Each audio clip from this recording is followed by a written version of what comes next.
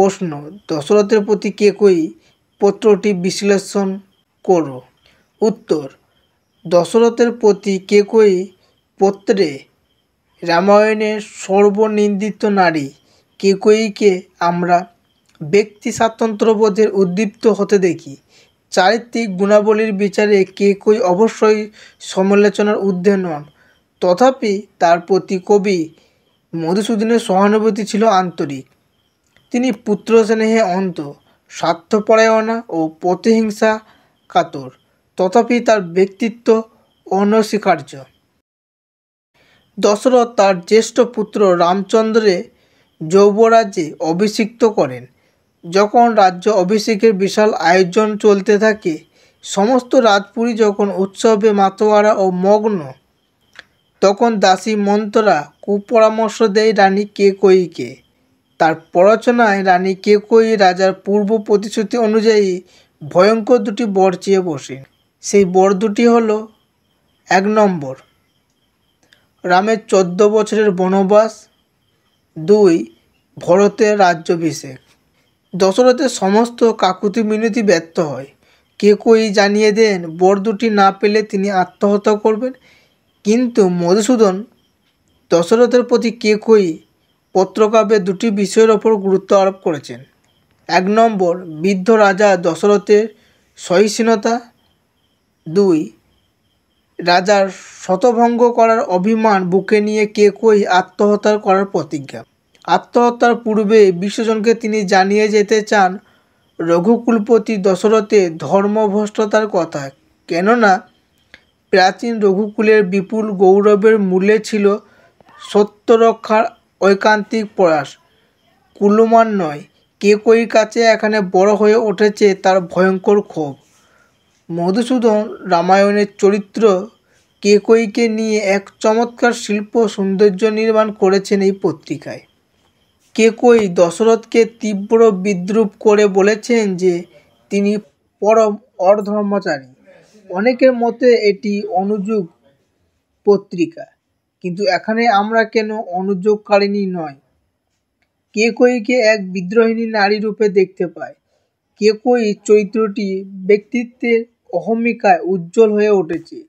মর্মপীড়িতা নারীর অন্তরের অভিমান প্রতি পংক্তিতে ফুটে উঠেছে। এখানে এক প্রগতিশীলা নারীর আপন অধিকার প্রতিষ্ঠার সচেতনতা পরিলক্ষিত হয়। এদিক থেকে কেকয়ী চরিত্রটি অভিনবত্ব লাভ করেছে। দাসী মন্থরার মুখে কৌশল্যার পুত্র রামের রাজ্যাভিষেক হচ্ছে শুনে কেকয়ী ব্যঙ্গাত্মক প্রশ্নবাণে দশরথকে জর্জরিত করে তুলেছে। তিনি হঠাৎ উৎসবের কারণ জানতে চেয়েছেন। রানী কেকয়ী জিজ্ঞাসা করেন যে রাজা দশরথ কোনো শত্রু বিনাশ করার জন্য কি অকালে এই যজ্ঞ শুরু করেছেন, নাকি রাজার কোনো পুত্র জন্মগ্রহণ করেছে, কিংবা কন্যার বিবাহ স্থির হয়েছে, অথবা বৃদ্ধা রাজা কি এই বয়সে কোনো রসবতী নারীর মধুর সৌচর্য লাভ করেছে, পাইলা কি পুণ্য এ বয়সে রসবতী নারীর ধনে, কহ রাজঋষি।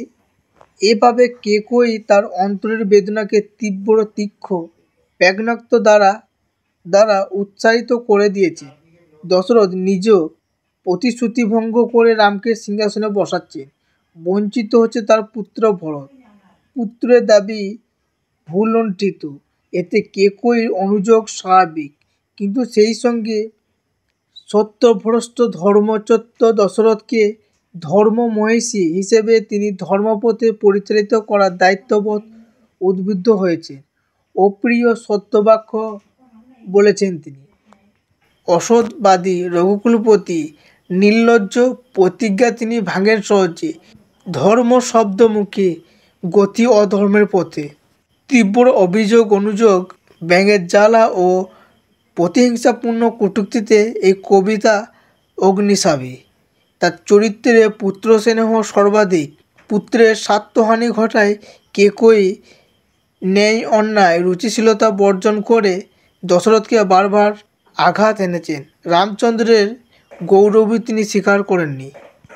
কি বিশিষ্ট গুণ দেখে রামচন্দ্রদেব ধর্ম নষ্ট করে অভীষ্ট পুণ্যতে তার রঘুশ্রেষ্ঠ তুমি। পূর্ব প্রতিশ্রুতি স্মরণ করে দেওয়া সত্ত্বেও দশরথের চৈতন্যোদয় না ঘটলে কেকই দেশান্তরে ঘুরে প্রতিগৃহস্থ রাজা কাঙ্গাল তাপস যেখানে পাবেন তার কাছে বলে বেড়াবেন পরম ধর্মচারী রঘুকুলপতি, এমনকি সুখসারী পশু এ কথা শিখিয়ে দেবেন, পল্লীবালাদেরও এ কথা শোনাবেন। এভাবে ছত্রভ্রষ্ট দশরথের কথা সর্বত্র ব্যক্ত করে তিনি পাপপুরী ত্যাগ করে চিরতরে চলে যাবেন। ভরতকে পাঠিয়ে দেবেন মাতুতালয়ে। ক্ষুদ্র রুক্ষ রুদ্র কেকই পত্রটি যেন এক দুরন্ত বহিঃশিখা। কেকই এক কঠিন ব্যক্তি স্বাতন্ত্র্যময়ী হয়ে উঠেছে মধুসূদনের হাতে। দীপ্ত রৌদ্ররসে জীবন্ত প্রতিমূর্তি কেকই রূপটি, তাতে কোনো সংশয় নেই।